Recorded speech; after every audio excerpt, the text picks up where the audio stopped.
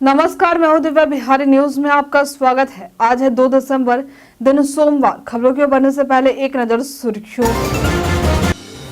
किसानों की खेत से हटाए जाएंगे बलुई मिट्टी। बिहार सरकार ने लिया निर्णय। बलुई मिट्टी के हटने से जमीन की गुणवत्ता होगी बेहतर। 1232 एक्सरे तकनीशियन के पदों पर होगी भर्ती। बिहार तकनीकी सेवा आयोग को नियुक्ति का मिला प्रस्ताव। एक्सरे सेवाओं में होगा सुधार। शीतलहर और पाले से बचाव के लिए निर्देश जारी। गरीबों के लिए रैन बसेरे की होगी व्यवस्था। जगह जगह अस्थायी रैन बसेरे भी होंगे तैयार।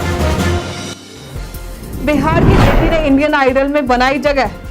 लंबी जुदाई गाने से जजों को किया था भावुक। बिहार की बेटी को जिताने के लिए आप भी दे सकते हैं वोट। जमाबंदी डिजिटाइज करने के लिए भूमि की होगी नापी। बिना जमाबंदी के भी होगी नापी। 60 दिनों में फीस नहीं देने पर आवेदन होंगे निरस्त। फेंगम तूफान का बिहार में नहीं होगा सीधा असर। आज का मौसम रहेगा शुष्क। जानिए कैसा रहेगा आज का मौसम। रोहित शर्मा के बेटे के नाम का हुआ खुलासा। कप्तान की पत्नी ने इंस्टाग्राम पर पोस्ट किया शेयर। बेटे का नाम रखा हान। चलिए बढ़ते हैं अब तक के 25 बड़ी खबरों की ओर विस्तार से। राजस्थान में जूनियर इंजीनियर के पदों पर भर्ती निकाली गई है। ये भर्ती कुल 1111 पदों के लिए होगी। आवेदन प्रक्रिया शुरू है और आवेदन करने की अंतिम तारीख 27 दिसंबर है। इच्छुक उम्मीदवार इसके आधिकारिक वेबसाइट rsmssb.rajasthan.gov.in पर जाकर आवेदन कर सकते हैं। उम्मीदवारों का चयन रिटन एग्जाम के आधार पर होगा। भर्ती से संबंधित सटीक और अधिक जानकारी के लिए आप इसके आधिकारिक वेबसाइट और अधिसूचना को देख सकते हैं। बिहार सरकार ने किसानों की खेती को बेहतर बनाने और उनकी जमीन से बलुई मिट्टी हटाने का निर्णय लिया है। नई बिहार खनिज नियमावली 2024 के तहत 6 प्रमुख नदियों सोन, क्यूल, मोरहर, चानन, फल्गु और गंगा को छोड़कर अन्य नदियों से खेतों तक पानी पहुंचाने वाली बलुई मिट्टी को हटाने की अनुमति दी गई है। ये प्रक्रिया किसान संबंधित जिले के समाहर्ता से खनिज निपटान परमिट प्राप्त करने के बाद शुरू कर सकेंगे। मिट्टी हटाने से जमीन की गुणवत्ता बेहतर होगी, जिससे कृषि उत्पादन में सुधार होगा। इसके अलावा महुआ अंचल में 3 दिसंबर से विशेष भूमि सर्वे का कार्य शुरू होगा, जिसमें 36,000 से अधिक भूस्वामियों ने आवेदन किया है। बिहारी बर्थडे स्पेशल में आज हम बात करेंगे राजीव कुमार की। इनका जन्म आज के दिन वर्ष 1976 में बिहार के पटना में हुआ था। ये एक भारतीय पूर्व प्रथम श्रेणी के क्रिकेटर रह चुके हैं। ये बिहार और झारखंड के लिए खेला करते थे। वर्तमान में ये झारखंड के मुख्य कोच और चेन्नई सुपर किंग्स के फील्डिंग कोच के रूप में काम करते हैं। बिहार सरकार ने शिक्षकों के प्रशिक्षण के लिए एक नई व्यवस्था शुरू की है, जिसके तहत अगले साल से सभी शिक्षकों को उनके पदस्थापना जिले में ही प्रशिक्षण मिलेगा।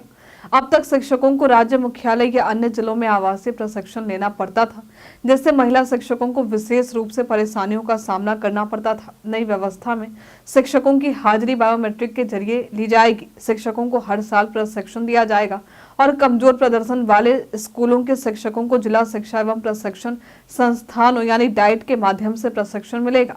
इसके अलावा औद्योगिक प्रशिक्षण संस्थानों यानी ITI में बहुकौशल मॉड्यूलर पाठ्यक्रम लागू किए जाएंगे, जो युवाओं को उद्योग केंद्रित प्रशिक्षण प्रदान करेगा। राज्य के स्वास्थ्य विभाग ने 1232 एक्सरे टेक्नीशियनों की अस्थायी नियुक्ति की प्रक्रिया जल्द शुरू की जाएगी। स्वास्थ्य मंत्री मंगल पांडे ने इस बात की जानकारी दी है और बताया है कि स्वास्थ्य विभाग ने बिहार तकनीकी सेवा आयोग को रिक्त पदों पर नियमित नियुक्ति का प्रस्ताव भेजा है। मंत्री पांडे ने कहा है कि राज्य सरकार मुख्यमंत्री नीतीश कुमार के नेतृत्व में रोजगार सृजन के लिए प्रतिबद्ध है और स्वास्थ्य विभाग में बम्पर बहाली की जा रही है। इससे एक्सरे सेवाओं में सुधार होगा और मरीजों को बेहतर सुविधा मिलेगी। पांडे ने यह भी कहा कि बिहार में स्वास्थ्य सेवाओं में निरंतर सुधार हो रहा है और मुख्यमंत्री के मार्गदर्शन में अस्पतालों की स्थिति में काफी बदलाव आया है। दूसरी सक्षमता परीक्षा में शामिल होने वाले शिक्षक अभ्यर्थियों का बायोमेट्रिक मिलान 4 से 8 दिसंबर तक किया जाएगा। बिहार विद्यालय परीक्षा समिति ने सभी DO और जिला कार्यक्रम पदाधिकारियों को इस बारे में निर्देश जारी किए। इस प्रक्रिया में प्रत्येक अभ्यर्थी के अंगूठे के निशान और अन्य बायोमेट्रिक जानकारी का मिलान किया जाएगा। इसके लिए 2 मशीनें उपलब्ध रहेंगी।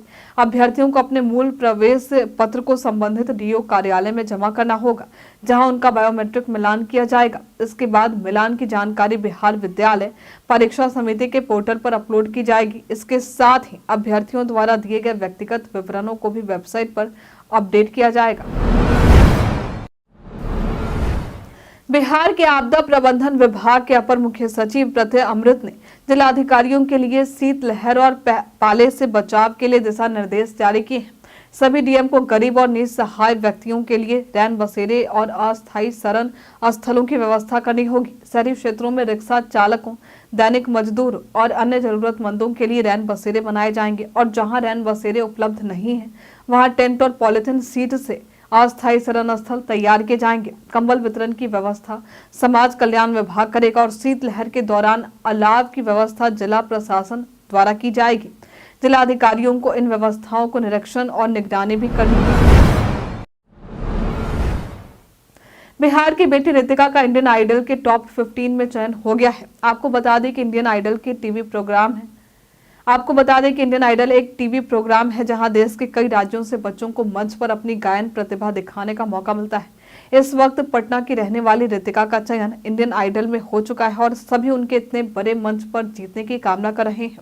रितिका ने अपनी गायकी के जरिए इंडियन आइडल के सभी जजों का दिल जीत लिया है। लंबी जुदाई वाले गाने के दौरान रितिका को सबसे ज्यादा सराहना मिली थी। इस दौरान श्रेया घोषाल और बादशाह जैसे कई बड़े कलाकार रितिका के गाने को सुनकर भावुक हो गए थे। अब रितिका को जीतने के लिए दर्शकों के वोट की जरूरत है। इसके लिए शनिवार और रविवार को अपने मोबाइल के जरिए सोनी लीव पर अपने मोबाइल नंबर से रजिस्टर करके उन्हें वोट दे सकते हैं। बिहार के 25 जिलों के जिला शिक्षा पदाधिकारियों यानी डीओ से सरकारी स्कूलों में पढ़ाई करने वाले छात्रों के अपार यानी automated permanent academic account registry card बनाने की धीमी गति पर स्पष्टीकरण मांगा गया है। राज्य परियोजना निदेशक योगेंद्र सिंह ने डीईओ को 3 दिन में इसका हल निकालने के निर्देश दिए। इसमें मुजफ्फरपुर समेत पटना, गया, दरभंगा, मधुबनी, सहरसा और अन्य कई जिलों के डीओ शामिल हैं। अब तक कई जिलों में अपार कार्ड बनाने की प्रक्रिया बहुत धीमी रही है, जिससे निदेशक ने असंतोष जताया है। मुजफ्फरपुर में केवल 5.23% छात्रों का ही कार्ड बना है। इसके अलावा मोतिहारी जिले में शिक्षकों के स्थानांतरण के लिए ई शिक्षा कोष पोर्टल पर 15 दिसंबर तक आवेदन किए जा सकते हैं। भारत में सभी वाहन चालकों को मोटर वाहन अधिनियम के तहत नियमों का पालन करना होता है और उल्लंघन करने पर जुर्माना लगाया जाता है। आपने अक्सर टूरिस्ट वाहनों में लगेज रैक देखा होगा, लेकिन सवाल उठता है कि क्या प्राइवेट कार की छत पर भी लगेज रैक लगवाया जा सकता है? मोटर वाहन अधिनियम के अनुसार प्राइवेट कार पर लगेज रैक लगवाना पूरी तरह से कानूनी है और इसके लिए कोई विशेष शर्त नहीं है। हालांकि कुछ राज्यों में आपको आरटीओ से अनुमति लेनी पड़ सकती है। इसके अतिरिक्त अगर आपकी कार 10 साल से पुरानी है तो आरटीओ आपको रैक लगाने की अनुमति नहीं दे सकता है। पटना में सड़क दुर्घटना और जाम से निपटने के लिए शहरी इलाकों को 5 जोन में बांटा गया है। ट्रैफिक पुलिस ने संबंधित इलाकों में लोगों की सहायता के लिए पुलिस अधिकारियों के संपर्क नंबर जारी किए हैं। ट्रैफिक पुलिस उपाधीक्षक 1 कृष्णा प्रसाद के क्षेत्र में अटल पथ, जेपी सेतु, कंकरबाग, साई मंदिर मोड़, सीएम आवास आदि आते हैं और यहाँ के लिए नंबर 9431820412 है। ट्रैफिक पुलिस उपाधीक्षक 2 अनिल कुमार के जिम्मे पटना सिटी, गांधी सेतु, मीठापुर, कंकरबाग, बैरिया बस स्टैंड आते हैं और इनका नंबर 9431820413 है। ट्रैफिक पुलिस उपाधीक्षक 3 अजित कुमार के जिम्मे डीपीएस मोड़, गोला रोड, शिवाला चौक, शहीद चौक, खगौल है और इनका नंबर 9431820414 है। ट्रैफिक पुलिस उपाधीक्षक 4 अमित कुमार का क्षेत्र कारगिल चौक, बोरिंग रोड, पटना जंक्शन आदि है और इनका नंबर 9973012002 है। ट्रैफिक पुलिस उपाधीक्षक 5 ललित मोहन सिंह के जिम्मे बेहटा चौक, माजा बाबा चौक, स्टेशन मोड़ आते हैं और इनका नंबर 6200687340 है और इसके अलावा ट्रैफिक कंट्रोल रूम के नंबर 9470630615 और 6122219151 पर भी दुर्घटनाओं और जाम से संबंधित जानकारी दी जा सकती है। राज्य में जिन जमाबंदियों का डिजिटाइजेशन नहीं हुआ है उन्हें डिजिटाइज करने के लिए भूमि की नापी कराई जाएगी। राजस्व एवं भूमि सुधार विभाग ने पहले ही परिमार्जन प्लस पोर्टल के जरिए जमाबंदी में सुधार की सुविधा दी है। अब अपर मुख्य सचिव दीपक कुमार सिंह ने अधिकारियों को निर्देश दिया है कि नापी बिना जमाबंदी के भी की जा सके। इसके लिए ई मापी पोर्टल में सरकारी भूमि न्यायालय आदेश, विधि व्यवस्था, संबंधित मामले और लोक शिकायत निवारण आदेश को भी जोड़ा जाएगा। रैयतों को नापी के लिए ऑनलाइन आवेदन और भुगतान की सुविधा दी जाएगी। 60 दिन में फीस नहीं देने पर आवेदन निरस्त कर दिया जाएगा। बक्सर की बेटी तेजस्विनी के बिहार राज्य अंडर 17 महिला क्रिकेट टीम में चयन से बक्सर में खुशी की लहर है। तेजस्विनी 2025 जनवरी में राजस्थान में होने वाली राज्य स्तरीय क्रिकेट प्रतियोगिता में भाग लेंगी। वो फिलहाल Buxar school of cricket academy में अभ्यास कर रही हैं। तेजस्विनी के पिता राजीव ठाकुर ने बताया कि उनकी बेटी चौसा के अखौरी गोला स्थित मध्य स्कूल में कक्षा 6 की छात्रा है और पिछले 7 महीनों से क्रिकेट की प्रैक्टिस के लिए रोजाना बक्सर अकेडमी जाती है। कोच प्रिंस सिंह ने बताया कि तेजस्विनी ने बिहार के गया में SDFI अंडर 17 प्रतियोगिता में उत्कृष्ट प्रदर्शन किया है, जिसके बाद उनका चयन हुआ है। अकेडमी में सफलता का स्वागत समारोह आयोजित किया गया। पटना के साइबर थाने की पुलिस ने साइबर अपराधियों के खिलाफ बड़ी कार्रवाई करते हुए रामकृष्णा नगर इलाके में चल रहे एक साइबर क्राइम रैकेट का खुलासा किया है। अपराधी निजी फाइनेंस कंपनी के नाम पर यहां ठगी की घटना को अंजाम दिया जा रहा था। गुप्त सूचना के आधार पर पुलिस ने छापेमारी की, जिसमें तेलंगाना के 6 साइबर अपराधियों को गिरफ्तार किया गया। इस गैंग के दो प्रमुख सरगना नालंदा जिले के रहने वाले हैं, लेकिन वे छापेमारी के दौरान फरार हो गए। पुलिस अब फरार अपराधियों की तलाश में जुटी है और इस मामले की गहरी जांच चल रही है।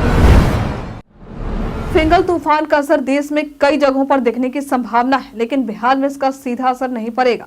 प्रदेश में आज का मौसम शुष्क रहने की संभावना जताई गई है। प्रदेश में आज का अधिकतम तापमान कुछ जगहों पर 24 से 26 डिग्री तो वहीं कुछ जगहों पर 26 से 28 डिग्री रहने की बात कही गई है। कुछ जगहों पर आज का न्यूनतम तापमान 12 से 14 डिग्री तो कुछ जगहों पर 14 से 16 डिग्री रहने की संभावना है। बिहार के मुजफ्फरपुर में एक शादी समारोह के दौरान 40 बारातियों को शराब पीने और शराबबंदी का उल्लंघन करने के आरोप में गिरफ्तार किया गया। पुलिस के मुताबिक सभी आरोपी नशे में थे और बारात में डांस करने की योजना बना रहे थे। इन लोगों ने शराब की बोतलें भी साथ लाकर अन्य लोगों को उपहार देने के लिए लाई थी। पुलिस ने 2 वाहनों को जब्त किया और 7 शराब व्यापारियों को भी गिरफ्तार किया, जिनसे शराब खरीदी गई थी। आबकारी विभाग के अधिकारियों ने इस कार्रवाई को अंजाम दिया और शराब को भी जब्त कर लिया गया है।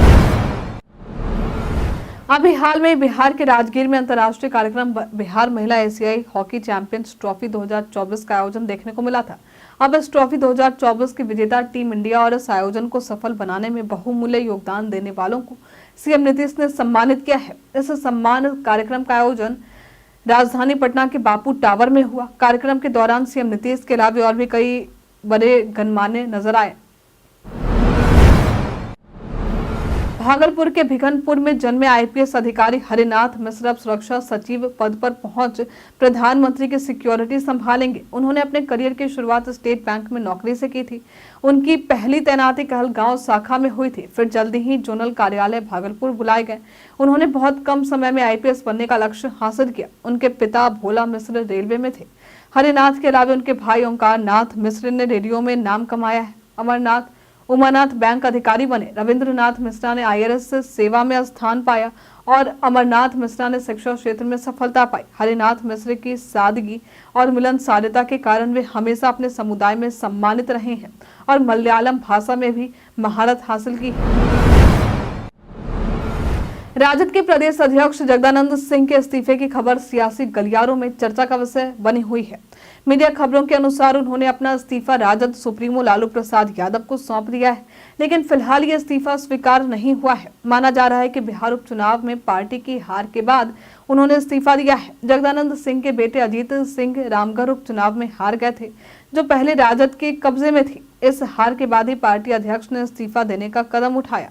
इसके अलावा वे पिछले कुछ दिनों से पार्टी दफ्तर नहीं पहुंचे, जिससे इस्तीफे की चर्चाएं तेज हो गई हैं। हालांकि लालू यादव ने अभी तक उनका इस्तीफा स्वीकार नहीं किया।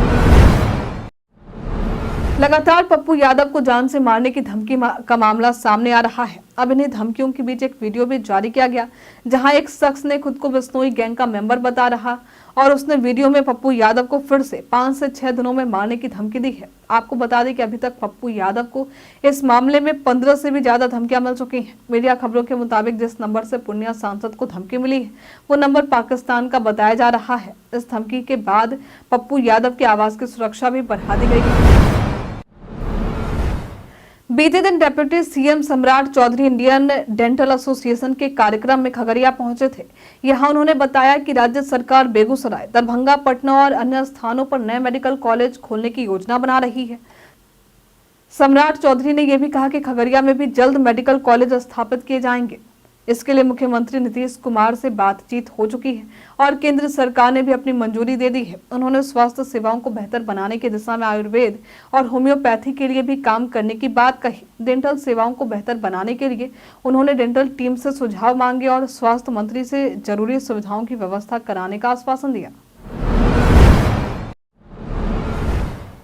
4 दिसंबर को मुंगेर से नेता प्रतिपक्ष तेजस्वी प्रसाद यादव अपनी कार्यकर्ता दर्शन का सह संवाद यात्रा की शुरुआत करेंगे। हालांकि पार्टी ने अभी तक इस यात्रा को लेकर औपचारिक घोषणा नहीं की है, लेकिन राजद कार्यकर्ता पार्टी की यात्रा को लेकर तैयारियों में जुट चुके हैं। चौथे चरण की यात्रा के लिए संबंधित जिलों में कार्यकर्ताओं से संवाद किया जाएगा। इसके लिए बड़े हॉल की तलाश जारी है। कुछ जिलों में हॉल उपलब्ध हो पाया है, जबकि अन्य जिलों में हॉल की कमी हो रही है। इससे पहले उपचुनाव की घोषणा के कारण यात्रा स्थगित कर दी गई थी। हालांकि अब 4 दिसंबर को मुंगेर, 5 को बेगूसराय, 6 को खगड़िया और 7 को लखीसराय में कार्यक्रम आयोजित होंगे। रोहित शर्मा हाल ही में पिता बने हैं। अब इसी बीच उनकी पत्नी रितिका सचदेव ने इंस्टाग्राम स्टोरी पर अपने बेटे के नाम का खुलासा किया है। उन्होंने एक एनिमेटेड परिवार की तस्वीर पोस्ट की जिसमें 4 सदस्य थे। रितिका ने महिला की फोटो पर अपना नाम, पुरुष की फोटो पर रोहित का नाम, बेटी समायरा का नाम और बेटे की फोटो पर अहान का नाम लिखा, जिससे यह स्पष्ट हुआ कि उन्होंने अपने बेटे का नाम अहान रखा है। अहान नाम संस्कृत के शब्द आहा से लिया गया है, जिसका अर्थ है जागृत करना, और ये सूर्योदय, जागृति, चेतना आदि के रूप में भी समझा जाता है। कई कारणों से दर्ज है भारत के इतिहास में आज की तारीख। आज के दिन वर्ष 1911 में जॉर्ज पंचम और क्वीन मैरी भारत आने वाले ब्रिटेन के पहले राजा रानी बने थे। इनके स्वागत में मुंबई में गेटवे ऑफ इंडिया का निर्माण हुआ था। आज के दिन वर्ष 1942 में पांडिचेरी, जो अब पुडुचेरी है, वहां श्री अरविंदो आश्रम स्कूल की स्थापना हुई थी। आज के ही दिन वर्ष 1965 में सीमा सुरक्षा बल की स्थापना हुई थी। आज के ही दिन वर्ष 1999 में भारत में बीमा क्षेत्र में निजी क्षेत्र के निवेश को मंजूरी मिली थी। आज के दिन बी नागी रेड्डी का जन्म हुआ था। ये दक्षिण भारतीय सिनेमा के प्रसिद्ध निर्माता और निर्देशक हैं। व्हाट्सएप पर वायरल हो रहे एक मैसेज में दावा किया जा रहा है कि प्रधानमंत्री बेरोजगार भत्ता योजना के तहत केंद्र सरकार 3500 रुपए देगी, लेकिन आपको बता दें कि ये दावा पूरी तरह से फर्जी है। केंद्र सरकार द्वारा ऐसी कोई योजना नहीं चलाई जा रही है। इस तरह के फॉरवर्डेड मैसेज के लिंक पर क्लिक करने से बचें। पीआईबी फैक्ट चेक ने भी इस खबर को शेयर करते हुए इसे फर्जी बताया है। हम प्रतिदिन आपसे 5 ऐसे जरूरी सवाल पूछेंगे, उसका जवाब बताएंगे, जो कि बीपीएससी, बिहार पुलिस दरोगा समेत एसएससी जैसे अन्य प्रतियोगी परीक्षाओं में काम आएंगे। सवाल इतिहास, बिहार स्पेशल, विज्ञान, करंट अफेयर्स और भूगोल से रहेंगे। पूछे गए 5 सवालों में आपने कितना सही उत्तर दिया है हमें कॉमेंट में लिखकर जरूर बताएं। तो हमारा पहला सवाल है, भारत के नेपोलियन के रूप में किसे जाना जाता है? ऑप्शन ए है समुद्रगुप्त, ऑप्शन बी है चित्रगुप्त, ऑप्शन सी है चंद्रगुप्त, ऑप्शन डी इनमें से कोई नहीं। इसका सही उत्तर है समुद्रगुप्त। भारत में मरुस्थल की राजधानी किस जगह को कहा जाता है? ऑप्शन ए है जयपुर, ऑप्शन बी है उदयपुर, ऑप्शन सी है जैसलमेर, ऑप्शन डी है रतलाम। इसका सही उत्तर है जैसलमेर। किस महाद्वीप को नई दुनिया के नाम से जानते हैं? ऑप्शन ए है Europe, option B Africa, option C है उत्तरी अमेरिका, ऑप्शन डी एशिया। इसका सही उत्तर है एशिया। बिहार में बेहपुर घटना का संबंध किस चीज से था? ऑप्शन है सांप्रदायिक दंगों से, ऑप्शन बी है सत्याग्रह आंदोलन से, ऑप्शन सी है भारत छोड़ो आंदोलन से, ऑप्शन डी है मुस्लिम लीग की अधिवेशन से। इसका सही उत्तर है भारत छोड़ो आंदोलन से। जयप्रकाश नारायण किस आंदोलन से संबंधित थे? ऑप्शन ए है चंपारण सत्याग्रह, ऑप्शन बी है असहयोग आंदोलन, ऑप्शन सी है व्यक्तिक सत्याग्रह आंदोलन, ऑप्शन डी है भारत छोड़ो आंदोलन। इसका सही उत्तर है भारत छोड़ो आंदोलन। बीते दिन हमारे द्वारा पूछे गए सवाल का आप लोगों में से बहुत सारे लोगों ने अपना जवाब हमें हमारे कमेंट सेक्शन बॉक्स में लेकर दिया है। जिन्होंने हमारे द्वारा पूछे गए सवाल का जवाब देने के नाम है मोतीलाल कुमार, प्रदीप पंडित, चंद्रकांत कुमार, रंजय यादव, परवेज बारसी, संजीव कुमार, रवि कुमार राज, आलोक प्रियदर्शी, रोशन कुमार, प्रियांशी सिन्हा, भारती कुमारी, बाबूलाल मरांडी, राजीव कुमार, उषा कुमारी, ओमकार सिंह, अरशद अंसारी, मुन्ना प्रसाद, अनवर करीम खान। इसी के साथ बढ़ते हैं आज के सवाल की ओर। तो आज का सवाल है, आपके क्षेत्र का मौसम कैसा है? आप अपना जवाब हमें कमेंट में लिखकर जरूर बताइए। आज के लिए इतना ही। बिहार के तमाम खबरों के साथ बने रहने के लिए देखते रहे बिहारी न्यूज। और साथ ही अगर आप यूट्यूब से देख रहे हैं तो चैनल को लाइक करना और सब्सक्राइब करना, अगर आप फेसबुक से देख रहे हैं तो पेज को फॉलो करना ना भूलें। धन्यवाद।